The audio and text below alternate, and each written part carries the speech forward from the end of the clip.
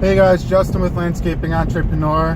Today is Thursday, November 2nd, and I don't know if I've brought up this small plate theory. It's but if I have, I'd like to bring it up again anyhow because it's such a powerful notion.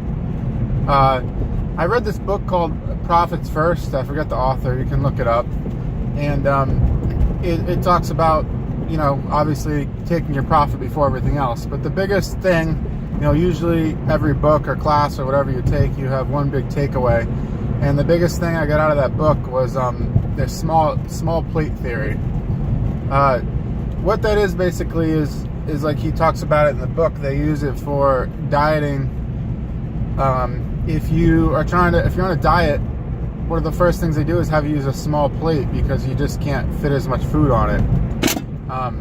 So that simple idea, he puts into business, and what he does is he separates his money into small bank accounts, because he says psychologically, like, you may think like I'm a very logical person and I'm very careful, but there's this underlying psychological thing that affects humans, that the more of something you have, the more you waste, which I've always noticed that. Back when I used to run a painting company, we'd give them 10 things of sandpaper, they'd use it once, throw it away. You give them once, they use it, you know, very thoroughly.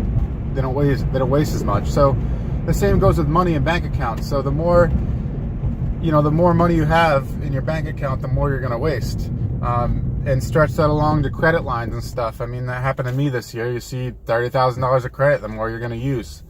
And I extended that to my brother, because my brother has the opposite problem with me. Like, I have plenty of time, you know, but the business isn't really paying me. But my brother he's making some money, but he just works all the time.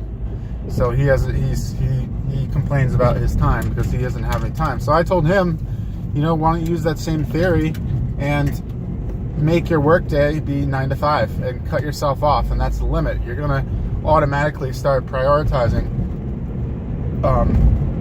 Maybe he makes his estimates shorter, but you're gonna, the less you have, the more you're gonna prioritize. So, you know, if he's only got 8 hours in a day and he's got to get done when he normally gets done in 20 hours, or, you know, not 20 but 15 hours, then he's gonna figure out a way to get done. He's gonna cut the fat, and he's gonna do what he's got to do. He's gonna prioritize. And I'm sure the business would still run, you know.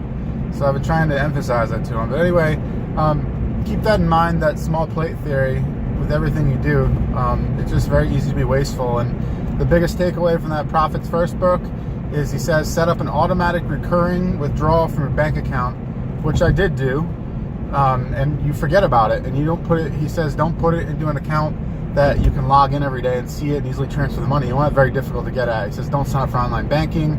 You know, don't ever look at it. Make sure you have to go to the branch to take the money out. So he really emphasizes that, and it is effective, because you always see, you know, payday comes out, we don't have any money. It comes out like every other bill does. You know, your truck payment, it comes out every month. You can't say, oh, I need to take some of that money to pay for payroll. No, that money's gone. So you just do the same thing with profit or whatever else you're trying to conserve.